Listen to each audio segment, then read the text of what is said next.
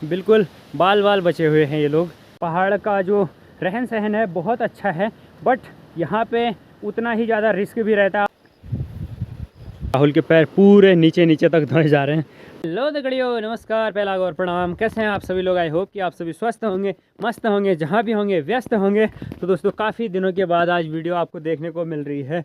थोड़ा सा पर्सनली व्यस्तता के कारण वीडियोज़ नहीं बना पाया, और बाकी कल और परसों 2 दिन जो है ना कंटिन्यू पहाड़ों में बहुत भयंकर वाली बारिश हुई है। और बारिश के बाद के नज़ारे हो रहे कुछ इस तरीके के।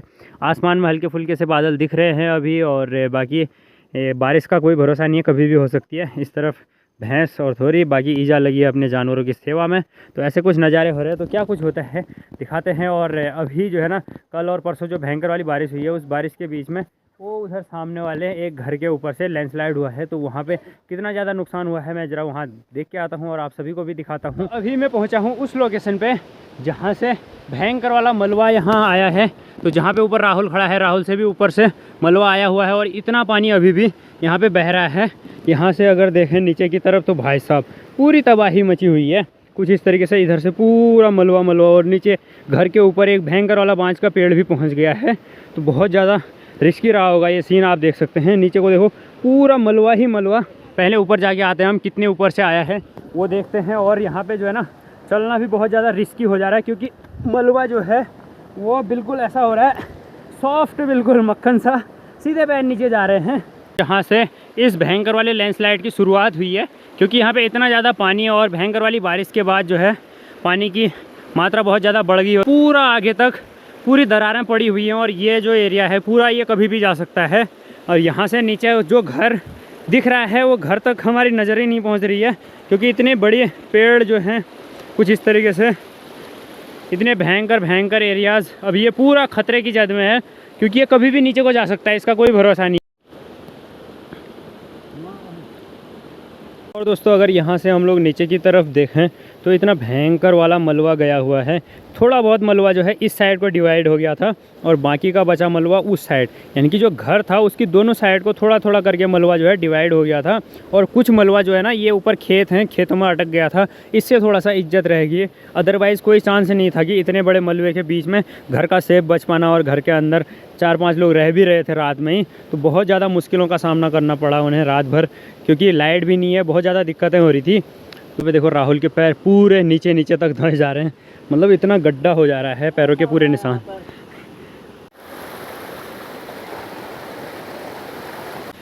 घर के जस्ट ऊपर से ये मलबा गया, और बाकी कुछ मलबा जो है खेत में इस साइड को चला गया, जिससे कि थोड़ी बहुत राहत, थोड़ा थोड़ा करके काफ़ी ज़्यादा राहत यहाँ पे मिली खेतों की वजह से। और इस मलबे के बीच में जो है ना पूरे इस खेत में मिर्च की फसल थी, अच्छी खासी फसल हो रही थी।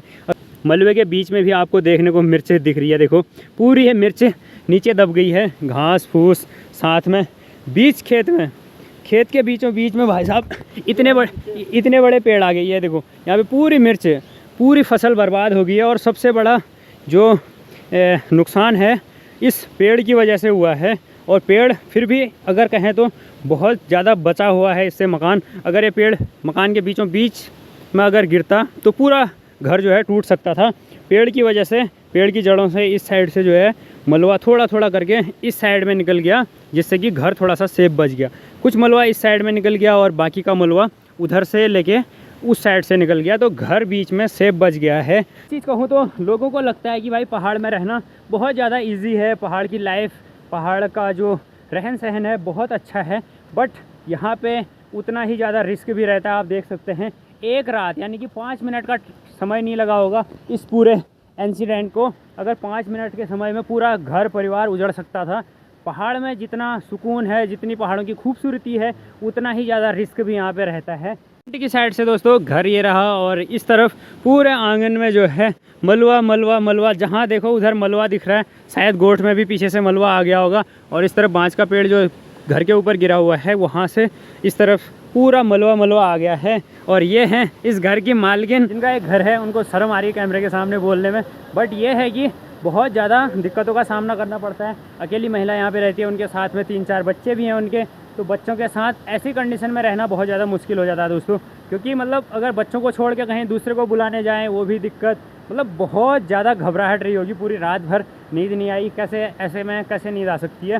तो बहुत ज़्यादा दिक्कतों का सामना करना पड़ता है। अब जो ये घर है ना, इसको आगे भी आने वाले टाइम पे रिस्क है, क्योंकि ऊपर जहाँ से शुरुआत हुई है लैंडस्लाइड की, वहाँ पे हम लोग गए हुए थे, तो पूरा वहाँ पे दरारें आई हुई हैं। अभी अगर भयंकर बारिश कभी भी होती है तो कभी भी वो मलबा आ सकता है, तो इसलिए थोड़ा सा इनको सचेत रहना पड़ेगा। और घर के ही ठीक जस्ट बगल में यहाँ से भयंकर वाला गधेरा भी गुजरता है, तो बहुत ज़्यादा रिस्क है इस घर के साथ। अब पहले तो नॉर्मली था, लेकिन अब जो है ज़्यादा दिक्कतों का सामना करना पड़ेगा, क्योंकि ऊपर से लैंडस्लाइड आने का अब भी ज़्यादा खतरा बढ़ रहा है। अभी हूँ मैं उस घर के छत में, जहाँ से पूरा प्रॉपर ये जो लैंडस्लाइड का व्यू है वो पूरा दिख रहा है। वहाँ अगर दिखाएं, वो ऊपर जो पेड़ दिख रहा है, उस पेड़ से लेके लैंडस्लाइड आया हुआ है और पूरा इस तरफ नीचे की तरफ को आगे, और यहाँ पे कुछ इस तरीके से भरा हुआ है। तो काफ़ी सारे लोग यहाँ पे जगह जगह देखने को आ रहे हैं कि भाई कितना नुकसान हुआ, क्या हुआ। और ये यहाँ पे रही घर की मालकिन, जो कि अपने घर को ही देखने में है। बस इनको काफ़ी टेंशन हो रही है कि भाई किस तरीके से रात में बच गए। तो बहुत ज़्यादा मुश्किलें होती हैं, एक अकेली महिला और साथ में 3-4 बच्चे, और घर के अंदर अकेले रहना, थोड़ा सा घर भी और गांव से दूर है, तो मतलब बहुत ज़्यादा दिक्कतें हो। बिल्कुल बाल बाल बचे हुए हैं ये लोग। या अदरवाइज़ अगर वो पानी डिवाइड नहीं होता उस साइड को, घर की वो पल्ली साइड को अगर पानी नहीं जाता तो बहुत ज़्यादा दिक्कत हो जाती है। मतलब समझिए जिस तरीके से घर के आधे आधे तक मिट्टी घुसी हुई है, मलबा घुसा हुआ है ना, पूरे घर को ही तोड़ ले जाता। मतलब बचने के चांसेस बिल्कुल ना के बराबर थे।